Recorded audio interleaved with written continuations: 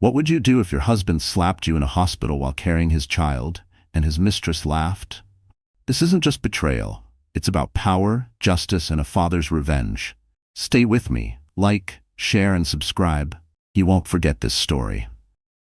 The hospital corridor smelled of antiseptic, but beneath the sterile brightness of fluorescent lights, the scene that unfolded was anything but clean. It was raw, brutal, and unforgettable. A millionaire in an Armani suit stood at the nurse's station, his jaw tight, his voice rising with arrogance. His pregnant wife, in a pale hospital gown, stood a few feet away, one hand resting protectively on her belly. She looked fragile, vulnerable, a woman who should have been shielded from harm. Instead, she was about to be humiliated in a way that would stain every soul who witnessed it. "Stop making a scene, Evelyn," he barked, his words sharp enough to cut through the quiet hum of the ward. "You've embarrassed me enough already." Her lips trembled. Evelyn Grant, 28 years old, was 7 months pregnant. She had come here for a routine checkup, a moment that should have been filled with joy and hope. Instead, her world was crumbling. Her husband, Richard Grant, a millionaire real estate mogul known for his cold ambition, had arrived not to comfort her, but to flaunt his betrayal. And beside him, dressed in designer heels and wearing a smirk that could curdle blood, stood Cassandra Moore, his mistress. The sight alone was devastating, but what happened next turned quiet gasps into horrified silence. Evelyn whispered, "Richard, please, not here, not now." Richard's eyes narrowed, his pride wounded by her plea. Then, in a move so shocking that nurses froze mid-step and a security guard's jaw dropped, he raised his hand and slapped his pregnant wife across the face. The sound cracked through the sterile hall like a gunshot. Evelyn stumbled back, her hand flying to her cheek, her eyes wide with disbelief.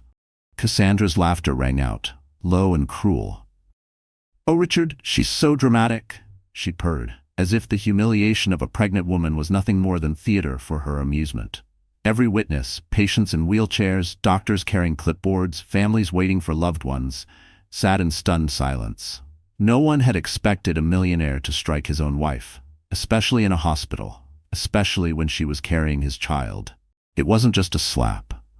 It was a declaration of power, a statement that he thought money and status placed him above morality, above compassion, above consequences.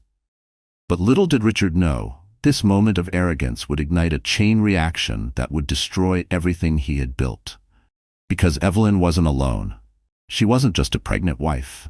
She was the daughter of Charles Grant, one of the most feared and respected CEOs in the corporate world. A man whose influence stretched across courtrooms, boardrooms, and governments. And when Charles discovered how his daughter had been treated, no amount of Richard's wealth or arrogance would save him. For now, though, Evelyn stood trembling in that hospital corridor, tears threatening to spill. Her cheek burned from the slap, but the greater pain was in her chest. The betrayal, the humiliation, the knowledge that the man she had once trusted with her heart had chosen to break it in public. "Richard," she whispered again, her voice shaking, "how could you?" He sneered. "You're weak, Evelyn. Always have been. Maybe now you'll learn your place." Cassandra leaned in close, her perfume cloying in the sterile air, and whispered loud enough for Evelyn to hear. "Don't worry, sweetheart. I'll take good care of him while you focus on that baby, if he even wants it." Her laugh was like nails on glass. The bystanders shifted uncomfortably, some whispering, others recording discreetly on their phones. Scandal had a way of spreading faster than fire, and already Richard had lit the spark. He didn't care. In his mind, Evelyn was powerless. What could a pregnant woman do against a millionaire who controlled skyscrapers and spoke the language of contracts and money? But Richard had underestimated the one truth that would bring about his downfall. Evelyn's bloodline. She would leave this hospital shaken, yes, but not broken. Behind her stood a father whose love was as fierce as his influence. And once Charles Grant discovered that his daughter had been publicly slapped while carrying his grandchild, Richard Grant's empire would face a reckoning so complete, so merciless, that it would make the slap look like a whisper in comparison. The witnesses in the hospital didn't know it yet, but they had just seen the opening act of a scandal that would explode across headlines, shatter reputations, and end with the courtroom humiliation of a man who thought he was untouchable. And Evelyn, the woman who had been struck down in front of strangers, would rise again, not just as a wife betrayed, but as a mother, a daughter, and ultimately as the woman who stood tall while her millionaire husband crumbled to dust. What no one expected, not even Evelyn herself, was how quickly the tables would turn.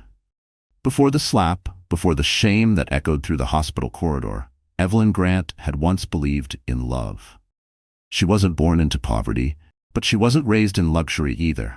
She lived in the quiet balance between modest comfort and hidden privilege. The daughter of Charles Grant, CEO of Grant Global Industries, a name that carried weight across continents. But Evelyn never flaunted her father's wealth. From a young age, she longed to live like an ordinary girl, to experience friendships, romance, and career ambitions without her last name overshadowing everything. At 28, Evelyn had carved out a simple, yet fulfilling life. She worked as a children's literature editor at a mid-sized publishing house in Boston. She adored stories, the ones that made children laugh, that filled their dreams with courage and hope. In her small office lined with colorful illustrations and stacks of manuscripts, Evelyn found joy in nurturing the voices of young authors. Her co-workers knew her as kind, humble, and endlessly patient, the kind of woman who remembered birthdays and brought in homemade cookies during deadlines.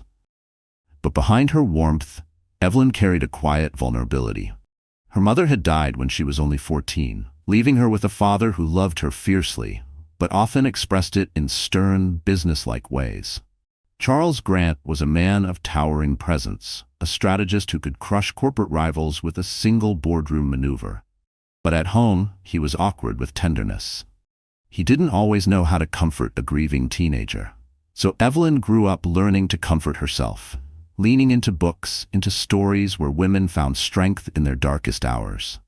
She dreamed of building a family where love was abundant and gentle, the kind she had missed after her mother's passing. And when Richard Grant entered her life, she thought her dream had come true. Richard was handsome, magnetic, and determined. He wasn't related to her family despite sharing the same last name. It was coincidence, or maybe fate. He came from modest roots and carried himself like a man who had clawed his way into success. Evelyn first met him at a charity event hosted by her publishing house. He had just closed a massive deal in real estate, and his confidence filled every corner of the room. When his eyes fell on her, he didn't see the CEO's daughter. He saw Evelyn, the graceful editor, in a modest navy dress, sipping sparkling water with quiet dignity. He courted her with charm and persistence, flowers delivered to her office, late-night phone calls where he asked about her favorite childhood books, walks along the Charles River where he promised her a life filled with laughter, adventure, and security. For the first time, Evelyn felt truly seen, not as Charles Grant's daughter, but as herself. She ignored the faint warnings whispered by friends who found Richard's ambition a little too sharp, his charm a little too rehearsed. Love, she thought, demanded faith. Within a year, they married. The wedding was elegant but not extravagant at Evelyn's request. She wanted intimacy, not spectacle. Richard smiled at her that day with what seemed like pure devotion, slipping a ring onto her finger with trembling hands. Evelyn believed, with all her heart, that she had chosen a man who loved her for who she was, not for what her last name could offer. The first years of their marriage were blissful enough. Evelyn decorated their townhouse with soft colors and fresh flowers, cooking Sunday dinners and writing thank-you notes by hand. Richard threw himself into expanding his real estate empire, and Evelyn cheered him on, proud of his drive. When she discovered she was pregnant, her joy overflowed. She imagined lullabies, bedtime stories, a nursery filled with light. She imagined Richard as a devoted father, cradling their baby with tenderness. But slowly, the cracks began to show. Richard's ambition hardened into arrogance. His business trips grew longer, his temper shorter. He criticized Evelyn's small salary, reminding her that he was the true provider. He began surrounding himself with flashy colleagues and glamorous acquaintances, dismissing Evelyn's simple lifestyle as boring. She brushed it off, convinced that stress had turned him cold, that once the baby arrived, his heart would soften. Still, Evelyn carried herself with quiet strength. Even in her vulnerability, nausea, swollen feet, restless nights, she refused to let go of the dream of a loving home. She continued working at the publishing house during her pregnancy, editing manuscripts between doctors' visits, hiding the growing loneliness behind polite smiles. To her colleagues, she was radiant. To herself, she was holding on by threads of hope. Her only anchor was the child within her. She whispered to her belly at night, promising protection, promising love no matter what. "We'll be okay," she would murmur in the dark. "Mommy's here, Grandpa's here, you'll never be alone." The hospital slap shattered those illusions, but it didn't erase who Evelyn was at her core. A woman of grace, courage, and quiet resilience. She wasn't just the millionaire's humiliated wife. She was a daughter of strength, a mother in waiting, and a woman who would discover that the power she thought she lacked had been inside her all along. Richard thought she was weak because she cried softly instead of shouting, because she forgave instead of condemning. But Richard had made a fatal mistake. He mistook gentleness for powerlessness. He forgot that even the softest voices can roar when their children are threatened. And Evelyn, the trembling woman in the hospital corridor, would soon find herself at the center of a storm that would shake courtrooms and corporations alike. Because when her father Charles learned what had happened, Evelyn would no longer be standing alone. She didn't know it yet, but the slap that broke her heart would become the spark that ignited her rise. And the world was about to learn that Evelyn Grant was not a woman to be discarded.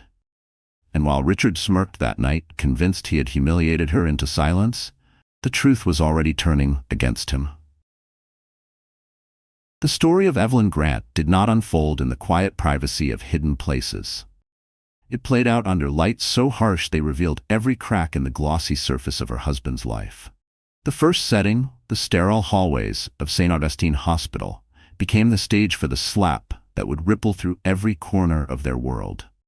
The hospital itself was a place of healing. White walls lined with framed photographs of smiling newborns, floors polished to a reflective shine, the air humming with the steady rhythm of machines and muffled conversations. For Evelyn, it had always felt like a safe haven. Each prenatal visit was a reminder that her child was growing strong, that despite her troubles at home, there was life, hope, and promise ahead.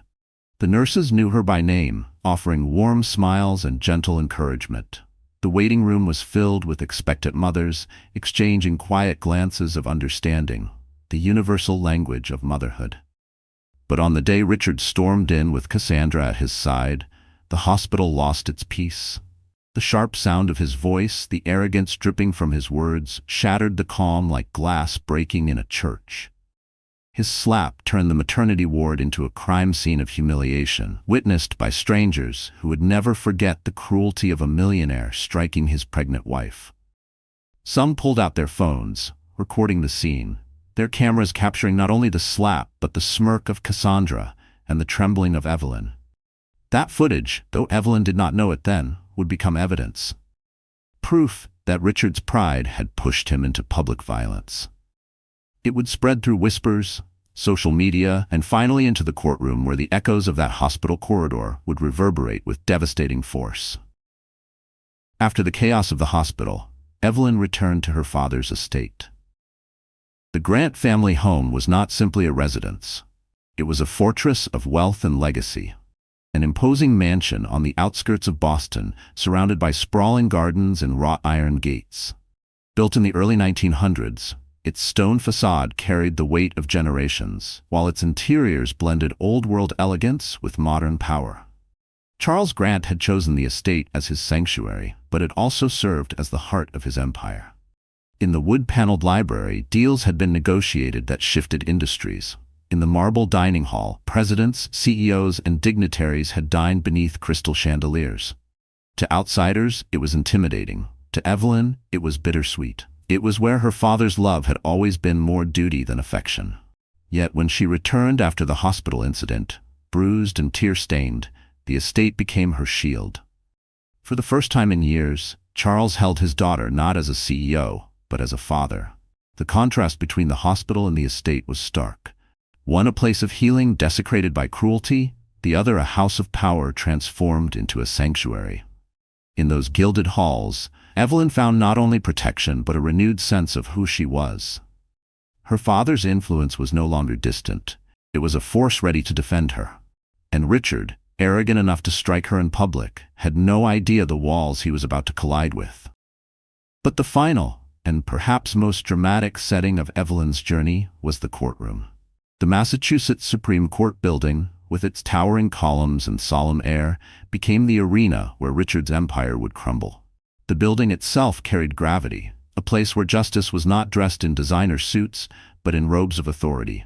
The marble floors echoed with footsteps of lawyers, clerks, and witnesses.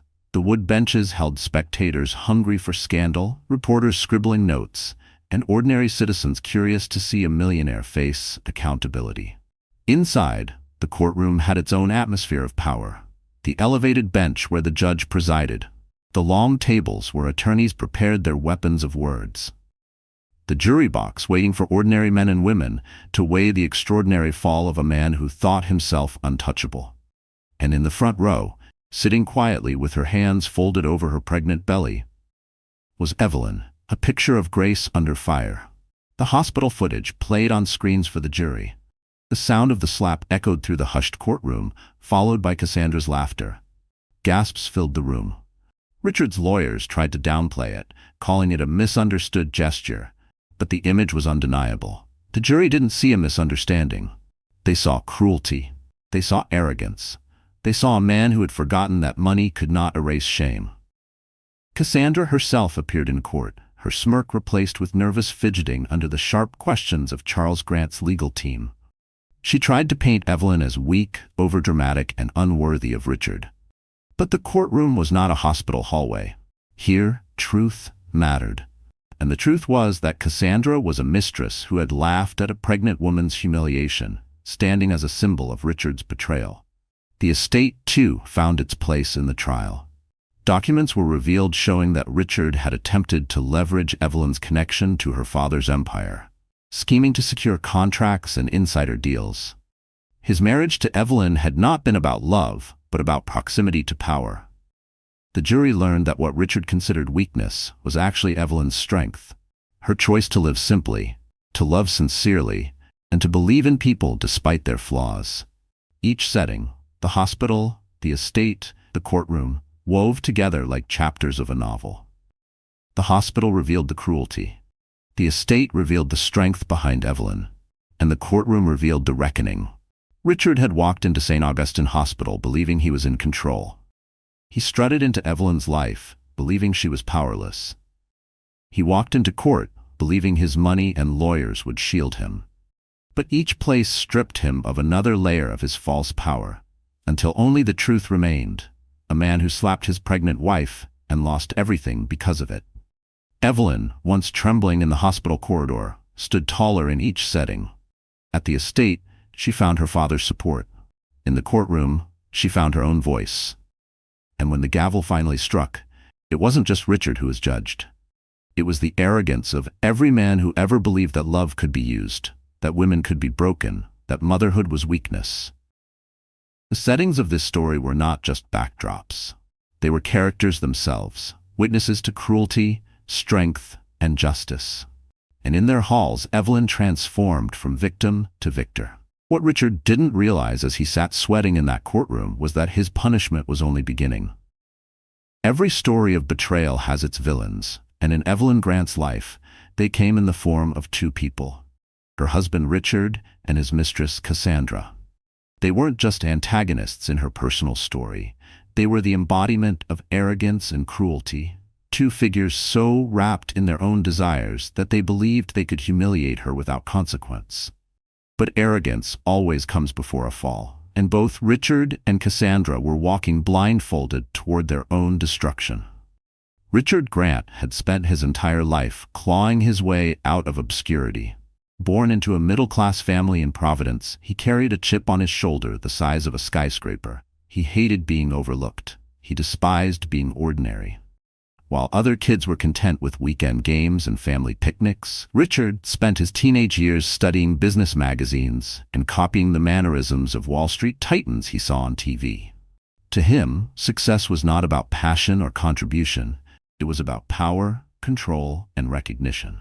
By the time he entered adulthood, Richard had mastered the art of pretending. He could charm a boardroom, flatter investors, and project an image of brilliance. But beneath that veneer, he was a man consumed by insecurity. His real estate deals were risky, his debts mounting, his image more fragile than anyone realized. When he married Evelyn, he didn't see a woman, he saw an opportunity. To him, she was a trophy, beautiful, gentle, and most importantly, the daughter of Charles Grant. Richard believed he had secured not only a wife, but also a permanent seat at the table of power. At first, he played the role well. Loving husband, devoted partner. But the act could only last so long. The moment Evelyn's simplicity and quiet life no longer served his hunger for prestige, he grew restless. He craved more than her gentle support. He craved admiration, lust, and validation from people who mirrored his own hunger. Enter Cassandra Moore. Cassandra was 26, ambitious, and dazzling in a way that drew attention the second she entered a room. She worked as a luxury events planner, mingling with the wealthy and powerful, always angling for her next step up the social ladder. To her, Richard was not just a lover, he was a ticket. She saw his arrogance not as a flaw, but as a tool she could manipulate. Where Evelyn offered quiet love, Cassandra offered adoration fueled by calculation. She laughed at Richard's cruel jokes, stroked his ego, and fed his belief that he deserved more than what he had. She also despised Evelyn. To Cassandra, Evelyn was everything she wasn't. Refined, respected, and legally married to the man Cassandra wanted to claim. Cassandra mocked Evelyn's modest fashion, sneering at her maternity clothes as if pregnancy was a weakness. She whispered poison into Richard's ear, convincing him that Evelyn was holding him back, that he needed to upgrade to a partner who matched his ambition. Cassandra's beauty was a mask for her venom, and she wore it proudly. Together, Richard and Cassandra became a spectacle of shamelessness. They flaunted their relationship at private parties, confident that Evelyn's quiet nature meant she would endure in silence. They underestimated her completely. Richard told himself that Evelyn was too weak to fight back, too dependent on his money, too afraid to leave. Cassandra believed Evelyn would eventually fade into the background, a forgotten wife replaced by a shinier, louder mistress. But the slap at the hospital was their fatal mistake. It wasn't just violence, it was exposure. For the first time, their arrogance was on full display, captured not only in the horrified eyes of witnesses, but also on video. And that slap revealed the core of who Richard truly was. A man so desperate for control that he would strike his pregnant wife rather than face his own insecurities. Cassandra, standing by his side, laughed at Evelyn's pain. That laugh became her undoing. In the court of public opinion, her cruelty was worse than Richard's violence. People could at least imagine anger clouding judgment, but laughter at the suffering of a pregnant woman, was unforgivable. Overnight, Cassandra transformed from glamorous mistress to public villain, her name whispered with disgust at charity galas and corporate events. Richard, meanwhile, spiraled deeper into arrogance. When Evelyn left for her father's estate, Richard sneered, convinced that she would come crawling back. He bragged to his colleagues that Charles Grant wouldn't dare cross him, that business was business and personal drama was irrelevant. He underestimated Charles the way he underestimated Evelyn, blind to the storm brewing against him. Inside, though, Richard was unraveling. His real estate empire was more fragile than he admitted. Deals were collapsing, investors were wary, and whispers of bankruptcy followed him like shadows. Instead of repairing his marriage, instead of seeking forgiveness, he doubled down on cruelty. He flaunted Cassandra in public, convinced that bravado could cover up weakness. But each step brought him closer to ruin. Cassandra, too, began to see cracks in her golden ticket. The courtroom forced her to face the reality she had laughed off. Cross-examined by Charles Grant's attorneys, she stuttered under pressure, her lies unraveling as fast as Richard's empire. The woman who once strutted into rooms with confidence now sat in the witness box, sweating under the weight of her own arrogance. They thought Evelyn was their victim, but in truth, they were victims of their own greed and pride. Richard's obsession with power blinded him to the strength of the woman he betrayed. Cassandra's hunger for status blinded her to the consequences of cruelty. Together, they were a house of cards collapsing under the weight of one slap, one laugh, and one woman's resilience. Richard and Cassandra became the perfect antagonists, not because they were clever, but because they were careless. They believed money and beauty could shield them from accountability. They believed Evelyn's gentleness was weakness. They were wrong. And as the trial drew near, their smirks faded, replaced by the dawning realization that the world they had mocked was about to bury them. And when Charles Grant finally stepped into the courtroom, Richard and Cassandra would understand what true power looked like. For weeks after the hospital incident, Evelyn Grant tried to live in the shadows of her father's estate, shielded from the whispers of society. But scandals have a way of crawling out of the dark, clawing their way into the spotlight. Richard thought he controlled the narrative. He believed he could dismiss what happened at St. Augustine Hospital as domestic tension, an exaggeration blown out of proportion. But he didn't realize how many eyes had seen the truth that day, or how many phones had captured it. It started with a single video uploaded anonymously to social media. A shaky clip filmed from across the hospital corridor showed Evelyn standing pale and trembling in her maternity gown. Richard's voice was unmistakable, sharp and cruel. "You've embarrassed me enough already."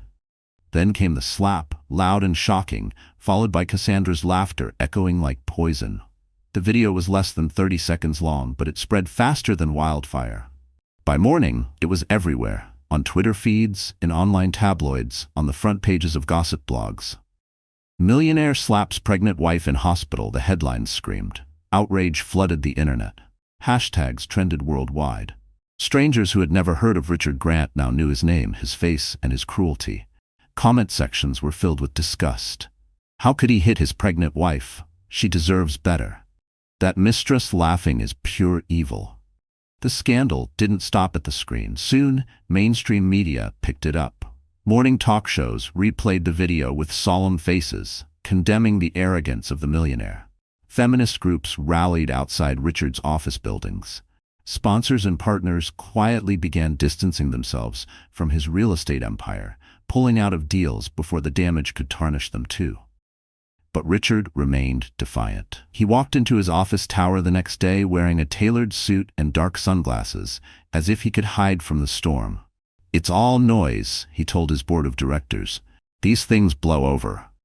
He even joked about the video at a private dinner with Cassandra, saying, "At least they caught my good side." Cassandra laughed, sipping champagne, but beneath the glitter of her dress, even she felt the shift. The world was not laughing with them. It was sharpening its knives. The real exposure came at the annual Midtown Charity Gala. For years, Richard had used the gala as a stage to flaunt his wealth and connections. This year, despite the scandal, he refused to step back. He arrived with Cassandra on his arm, determined to prove he was untouchable.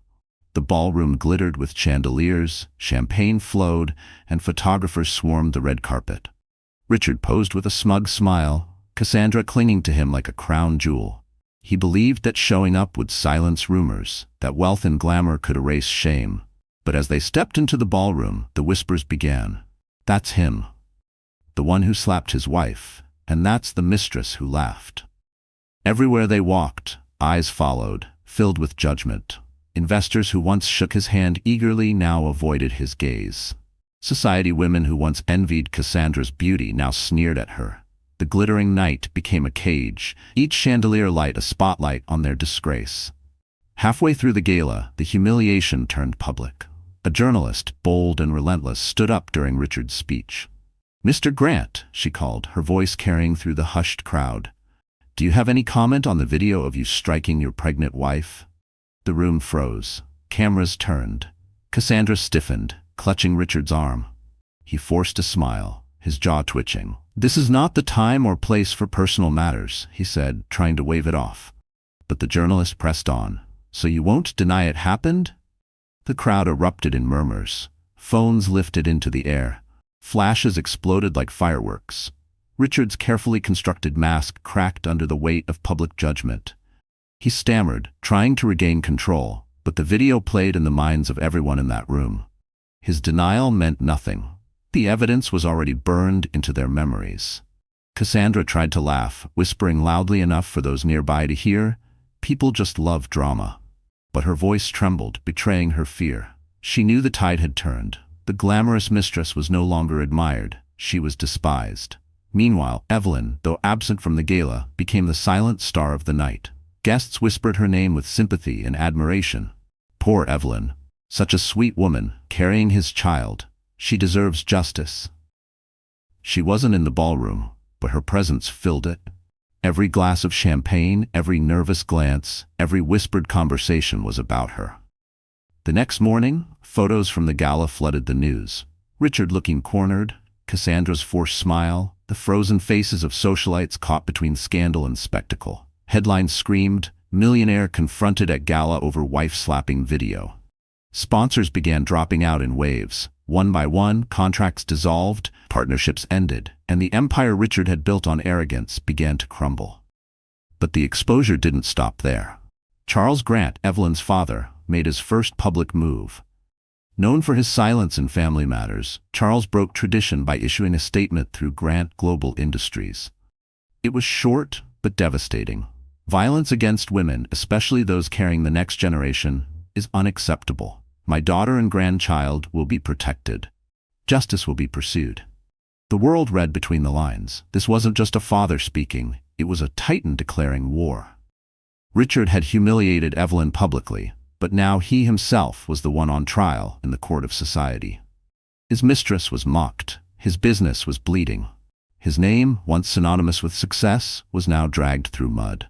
What began in a sterile hospital corridor had now exploded into a scandal that reached boardrooms, newspapers, and living rooms across America. The slap was no longer a private humiliation, it was a public reckoning. Richard's arrogance had placed him at the center of a firestorm he could not control. And Cassandra, once the smirking accomplice, now found herself scorched by the same flames. And as the world turned against him, Richard didn't realize the most devastating blow was still waiting. In a courtroom, where Evelyn's father would stand face to face with the man who dared to hurt his daughter. When the scandal exploded across the media, Evelyn Grant felt the weight of the world pressing down on her fragile shoulders. For all the sympathy she received, for all the outrage directed at Richard and Cassandra, Evelyn still carried the private pain of betrayal. Every headline with her name, every replay of that video showing her humiliation, cut deeper into wounds that had not yet begun to heal. At the Grant estate, she tried to find solace in silence. The grand mansion, with its gilded ceilings and endless corridors, became both her refuge and her prison. Reporters camped outside the gates, their cameras flashing at every glimpse of her silhouette. Drones buzzed above the gardens, desperate for a shot of the pregnant wife at the center of the nation's biggest scandal. Evelyn avoided the windows, pulling curtains tight, her world shrinking into the quiet of her room. Her pregnancy, once her greatest joy, now felt shadowed by fear. She lay awake at night with her hand over her belly, whispering apologies to her unborn child. "I'm sorry you have to hear this," she murmured. "I'm sorry your father chose pride over love." Tears slid silently down her cheeks as she wondered what kind of world her baby would be born into. A world where their first memory might be of shame splashed across screens. Her father, Charles Grant, tried to comfort her in his own way. He brought her lawyers, bodyguards, and strategies, but he struggled with words of affection. His love was fierce but awkward, expressed in promises of justice rather than whispered reassurances. Evelyn appreciated his efforts, yet some nights she still felt achingly alone. She wanted her husband's hand on her back, his voice telling her everything would be okay. But that husband was gone, replaced by a man who chose violence and betrayal. The worst moment came 2 weeks after the gala. A tabloid ran a cover photo of Richard and Cassandra vacationing in the Bahamas, laughing on a yacht. The headline read, "No shame. Millionaire loverbirds celebrate while pregnant wife hides." Evelyn stared at the glossy image until her vision blurred. Cassandra's arm looped around Richard's neck, her grin wide, his eyes gleaming with smug arrogance. It was as if her pain had become their triumph. That night, Evelyn broke. She sank to the floor of her room, her sobs racking her body. She clutched her belly as if holding on to the only anchor left in her storm. "Why wasn't I enough?" she whispered. The question was not for the world, not for her father, not even for Richard. It was for herself. Doubt crept in like poison. Was she too quiet, too plain, too trusting? Had her gentleness made her invisible to the man she once loved? Her breakdown frightened those around her. The estate's housekeeper, a woman who had known Evelyn since childhood, found her collapsed near the crib she had been preparing. She rushed to call Charles, who arrived within minutes. For the first time in years, the powerful CEO knelt beside his daughter, his hand trembling as he helped her to bed. "You are not weak," he said, his voice breaking. "You are my daughter. You are stronger than you know." But even those words couldn't immediately erase the shadows. For several days, Evelyn moved like a ghost. She ate little, spoke rarely, and avoided mirrors. Each time she closed her eyes, she saw the hospital corridor, felt the sting of the slap, heard Cassandra's cruel laugh. Trauma replayed itself in loops, robbing her of rest. The media storm only intensified her collapse. Everywhere she turned, people had opinions about her life. Strangers called her brave, while others labeled her foolish for staying so long. Talk show hosts debated whether she should forgive or fight. Evelyn wanted to scream that she wasn't a debate topic. She was a woman trying to breathe. Her father's legal team prepared the lawsuit, but Evelyn hesitated. Part of her still clung to the memory of Richard's early tenderness, the man who once whispered to her belly about their future child. Letting go fully meant admitting he was gone forever, and that reality was almost unbearable. Her breakdown reached a dangerous low one stormy night. Rain lashed against the mansion's windows as Evelyn wandered into the nursery she had been preparing months earlier. Soft blue curtains framed the crib, stuffed animals lined the shelves, and a rocking chair sat in the corner waiting for lullabies. She lowered herself into the chair, clutching a tiny baby blanket. In the dim light, she whispered, "I don't know if I can do this alone." For hours, she rocked in silence, the storm outside echoing the storm inside her. But then, as dawn broke and the rain softened, she felt a gentle kick from within her belly. Her baby was alive, strong, refusing to be silenced. Evelyn placed her hand over the movement, tears streaming anew, but this time they were different. The baby was a reminder that she wasn't truly alone. She carried within her the very reason to keep fighting. It was the first crack of light in her darkness. Evelyn realized she couldn't let Richard's cruelty define her or her child's future. She couldn't stay collapsed on the floor while the world watched. If she gave up now, Richard and Cassandra would win. And worse, her baby would inherit a story of defeat instead of resilience. Slowly, Evelyn began to rise. She agreed to meet with her father's lawyers. She allowed the estate staff to care for her needs. She started journaling, writing letters to her unborn child, promising them a better life. Her breakdown had stripped her raw, but it also revealed the depths of her strength. Her collapse wasn't the end of her story, it was the turning point. Like the heroes of the children's books she once edited, Evelyn was discovering that even the gentlest characters could face dragons. And Richard, with his arrogance, and Cassandra, with her laughter, were about to learn that the woman they had mocked was far stronger than they ever imagined. And when Evelyn finally found her voice again, it would shake the very foundations of Richard's empire. When Evelyn finally agreed to step into the courtroom, she carried not only the bruises of betrayal, but also the quiet strength that had begun to bloom within her. She wasn't walking in alone. At her side was Charles Grant, the man the business world had long called a titan. For years, Evelyn had kept her distance from her father's ruthless empire, preferring a quieter life. But now, that empire was hers to lean on, and Charles was no longer just the CEO of Grant Global. He was the father who had sworn to protect his daughter and unborn grandchild at any cost. The courthouse was packed the morning of the trial. Reporters jostled for position on the steps, microphones thrust forward, cameras flashing like lightning. "Will Mr. Grant testify?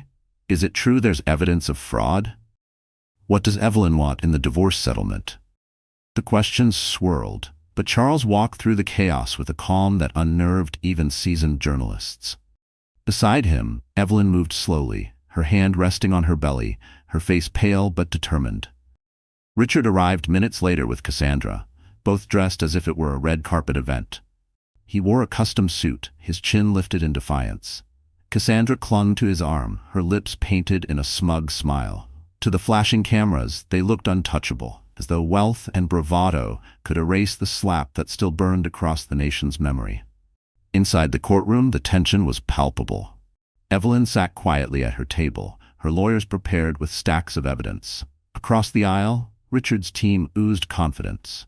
His lead attorney, a slick man with a reputation for bending the truth, whispered promises of victory. Richard leaned back in his chair, smirking at Evelyn as if to say, "You'll regret crossing me." But then the proceedings began, and the tide shifted. The prosecution opened with the hospital footage.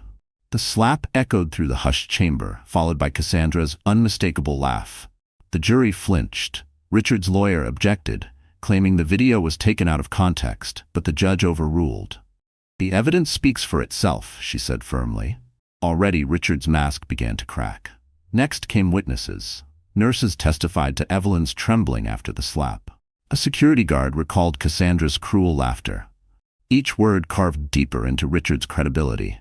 Still, he held his arrogance like armor, whispering under his breath to Cassandra, "They can't touch me. I'll walk out of here richer than ever." But he hadn't counted on Charles Grant. Halfway through the trial, Evelyn's father rose from his seat. The courtroom stilled. The judge recognized him immediately. "Mr. Grant, you wish to testify?" Charles adjusted his tie and stepped to the stand. His voice, deep and steady, carried authority that needed no amplification. "I am not here simply as a CEO," he began. "I am here as a father whose daughter was humiliated, struck, and laughed at while carrying my grandchild." He paused, his gaze fixed on Richard. "But I am also here with evidence that this man is not just abusive, he is a fraud." Gasps rippled through the courtroom. Richard shifted uneasily in his chair. Charles continued. "Over the past several months, my investigators uncovered documents showing Mr. Grant has been embezzling funds from his investors. He has forged signatures, falsified reports, and funneled money into shell companies under Miss Cassandra Moore's name." He gestured toward Cassandra, whose painted smile faltered instantly. "This is not a husband protecting his family. This is a con man using arrogance as a disguise." The judge leaned forward. "Do you have proof, Mr. Grant?" Charles nodded to his attorney, who presented a thick binder of documents. Bank records, emails, contracts with forged signatures. The evidence was overwhelming. The courtroom buzzed with murmurs as the judge flipped through the pages. Richard's face drained of color. Cassandra's hand slipped from his arm, her eyes wide with panic. Richard's lawyer jumped to his feet, sputtering objections. "This is irrelevant to the divorce proceedings." The judge cut him off sharply. "Fraud and abuse are very relevant when determining custody, settlements, and criminal liability." Her gavel struck once. "Proceed." Evelyn watched as the empire Richard had boasted about began to collapse in real time. Every arrogant word, every cruel act, every slap and sneer was now overshadowed by the truth. He wasn't just abusive, he was corrupt. His wealth was built on lies, and now those lies were unraveling before everyone. Cassandra broke first. Under cross-examination, she admitted that Richard had pressured her into signing documents, promising her a share of his empire. Her confidence crumbled as she realized she might face charges herself. "I didn't know it was illegal," she stammered, her voice trembling. The jury didn't believe her. The spectators shook their heads in disgust. The glamorous mistress who once laughed at Evelyn's pain was now reduced to tears, her reputation shattered. Richard's downfall was complete when Charles revealed one final twist. "Mr. Grant," he said coldly, "did you forget about the prenuptial agreement you signed?" Richard blinked, confused. "What agreement? There was no." Charles's attorney handed a document to the judge. Evelyn gasped softly when she saw it. She had forgotten too, but her father hadn't. Years ago, when she first considered marrying Richard, Charles had insisted on a protective clause, hidden in plain sight, signed in Richard's eagerness to marry into the family. The prenup stated that in the event of abuse or infidelity, Evelyn would receive full control of all marital assets, leaving Richard with nothing. The judge read it aloud. The courtroom erupted in whispers. Richard's face twisted in rage. "This is impossible. I destroyed it," he shouted. Charles's calm reply cut through the noise. "You may have destroyed your copy, but I always keep mine." It was the killing blow. Richard's empire, his fortune, his reputation, all of it slipped through his fingers in that single moment. Evelyn, the woman he once mocked as weak, now sat quietly with everything. The trial ended with a decisive ruling. Evelyn was granted full custody of her unborn child, sole ownership of Richard's assets under the prenup, and the court referred Richard's fraud to federal investigators. Cassandra, implicated in the schemes, faced her own legal battles. As the gavel struck for the final time, Richard slumped in his chair, his arrogance finally broken. Cassandra wept silently beside him. Meanwhile, Evelyn held her father's hand, her eyes glistening not with tears of pain, but with relief. The twist was not just that her father had saved her, it was that she had been stronger all along. Charles gave her the weapons, but Evelyn was the one who stood tall in the storm. And when the cameras flashed outside the courthouse, the world saw not a victim, but a woman who had risen from humiliation to victory, ready to begin again. The courthouse steps were flooded with cameras, but when Evelyn Grant walked out, she no longer looked like the fragile woman in a hospital gown. She wore a tailored, navy dress that draped elegantly over her pregnant belly, her hair pulled back in a sleek style that revealed the strength in her features. The sun caught the silver necklace at her throat, a gift from her late mother, which sparkled as if to remind her that resilience ran in her blood. The world leaned in to see her. She was no longer the slapped wife or the pregnant victim. She was the woman who had faced betrayal, endured public humiliation, and emerged victorious. And with her father at her side, she looked untouchable. Reporters shouted questions. "Evelyn, how do you feel about the verdict? Do you forgive your husband? What will you do with control of his assets?" Evelyn paused at the microphones, her hand resting gently on her belly. Her voice was calm, steady, and resolute. "I did not ask for this fight," she said. "But when you are struck, when you are humiliated, you have a choice, to stay silent or to stand. I stood, not just for myself, but for my child. No woman deserves to be treated as disposable. No child deserves to inherit a legacy of cruelty. Today, the court has shown that power, money, and arrogance cannot shield you from justice. I will build a new life, not on Richard's lies, but on truth, dignity, and love." The crowd erupted in applause. For the first time, Evelyn smiled, not the polite smile she once wore at Richard's side, but a genuine smile born of strength reclaimed. That night, Evelyn returned to the Grant estate, but she didn't retreat into hiding. She met with her father's board members and made a surprising announcement. Though she had never sought power, Evelyn would take temporary stewardship of the marital assets awarded to her in court. "These properties, these accounts, they were built on deceit," she said. "But they will now be used for good. I plan to create the Grant Foundation for Women and Children, providing shelters, education, and legal aid for those who cannot fight alone." Her father, known for his cold boardroom strategies, watched with pride as his daughter commanded the room with grace. It was not his voice that silenced the directors. It was hers. In that moment, Evelyn transformed from the quiet editor of children's books into a leader in her own right. Meanwhile, Richard's fall was merciless. His assets stripped, his fraud under federal investigation, and his mistress testifying against him. He found himself abandoned by the very people who once clamored for his attention. Invitations to galas vanished. Investors fled. His office tower, once a symbol of his pride, was repossessed. And in the tabloids, the images of him leaving court with a scowl became the new face of disgrace. Cassandra fared no better. The glamorous mistress became a pariah.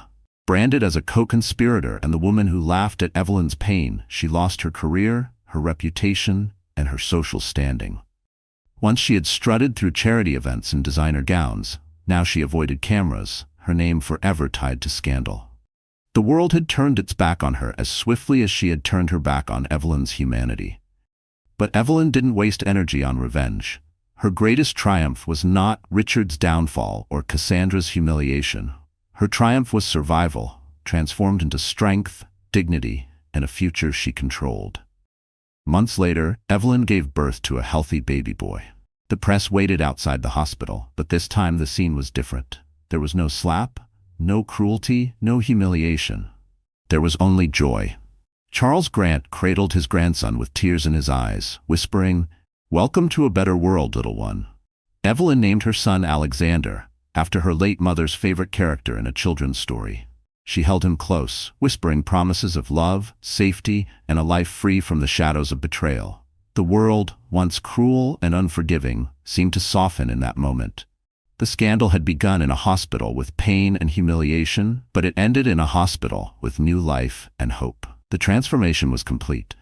Evelyn had gone from victim to victor, from silence to voice, from humiliation to inspiration. And her story became more than just a scandal. It became a warning and a beacon. Months after the trial, Evelyn stood on a stage at the launch of the Grant Foundation. Survivors of domestic abuse sat in the audience, some clutching their children, others holding back tears.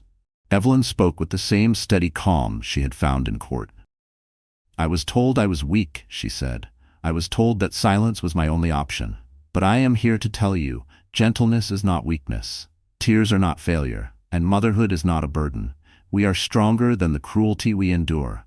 We are more powerful than the people who try to break us. I stand here not just as Evelyn Grant, but as proof that no woman, no mother, no daughter has to accept humiliation as her fate." The crowd rose to its feet in thunderous applause. Survivors embraced, tears of recognition flowing freely. Reporters captured the moment, headlines the next day proclaiming, "From betrayal to triumph, Evelyn Grant inspires a nation." As Evelyn stepped off the stage, her father met her with a rare smile.